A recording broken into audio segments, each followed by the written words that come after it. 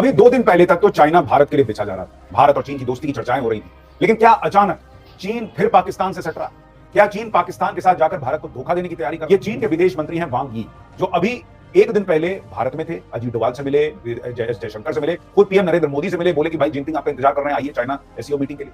और 1 दिन बाद भाई साहब पाकिस्तान चले गए, वहां अफगानिस्तान के साथ मीटिंग हो रही है, पाकिस्तान के साथ मीटिंग हो रही है। क्या ये चीन का धोखा है? बैठक में क्षेत्रीय व्यापार को बढ़ावा देने, बुनियादी ढांचे के विकास और तीनों देशों के बीच आर्थिक सहयोग बढ़ाने पर विस्तृत चर्चा की। तो जैसे कि हेडलाइंस आप देख चुके हैं, आगे आपकी वीडियो की तरफ ले चलते हैं। इससे पहले आपको बताते चले कि चीनी वजीर खारजा जैसे ही भारत आए, उसके बाद फिर वो पाकिस्तान गए।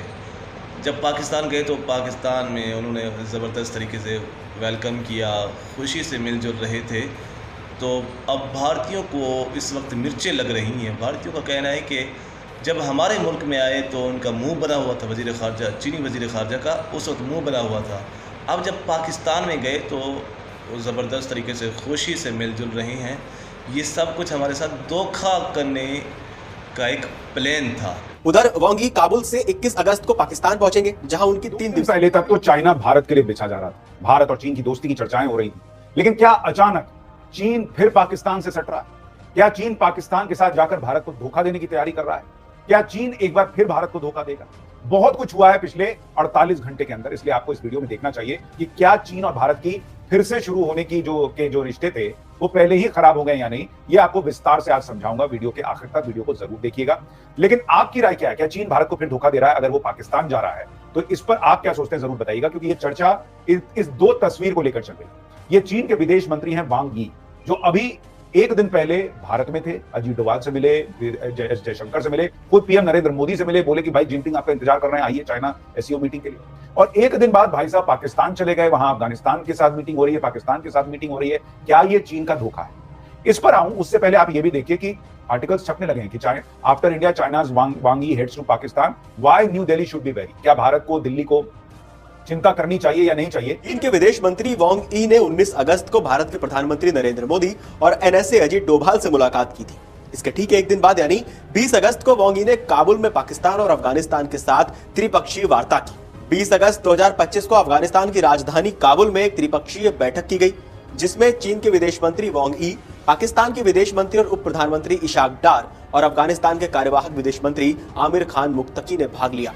ये वांग यी की 2022 के बाद अफगानिस्तान की पहली यात्रा है और तालिबान के सत्ता में आने के बाद काबुल में आयोजित होने वाली इस स्तर की पहली बहुपक्षीय कूटनीति घटना है।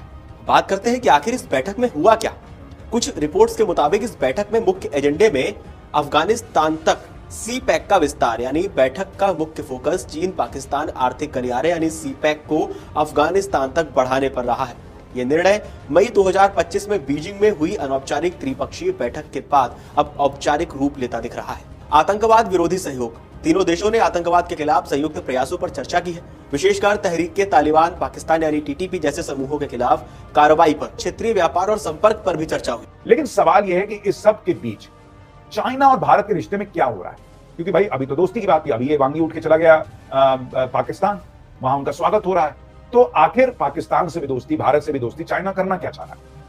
देखिए, चाइना कभी भी पाकिस्तान को जो है वो छोड़ नहीं पाएगा, और इसकी वजह मैं आपको बताता हूं। पहली चीज आप ये देखिए कि पाकिस्तान को चाइना ने कर्जा कितना दे रखा है। China becomes Pakistan largest creditor with $20 billion loan, यानी चाइना ने पाकिस्तान को $29 बिलियन का लोन दे रखा है, जो करीब करीब 2.5 लाख करोड़ रुपए।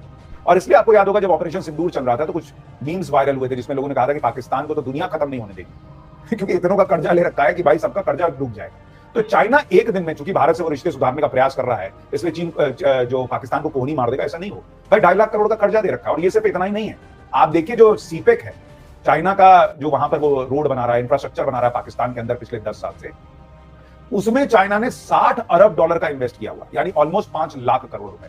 तो उधर 5 लाख करोड़ रुपए का इन्वेस्टमेंट है, इधर 2.5 लाख करोड़ रुपए का कर्जा है, मतलब 7.5 लाख करोड़ रुपए पाकिस्तान में फूके हुए हैं चाइना। क्षेत्रीय व्यापार को बढ़ावा देने, बुनियादी ढांचे के विकास और तीनों देशों के बीच जैसा कि वीडियो आप देख चुके हैं, इस पूरे भारत में हलचल मची हुई है। चीनी वजीर खारजा जैसे ही भारतीय दौरे के बाद पाकिस्तान गए हैं, तो अब भारतीयों की इस वक्त चीखो पुकार मची हुई है। भारतीयों का ये कहना है कि जब हमारे पास वज़ीर ख़ारजा आया था तो उस वक्त इसका मुंह बना हुआ था, जब ये पाकिस्तान के पास गया तो खुशी से मिलजुल रहा है। अगर आपको हमारी इस तरह की वीडियो अच्छी लगती है तो हमारे चैनल को सब्सक्राइब ज़रूर करें और घंटी के बेल आइकन को भी ज़रूर दबाएं।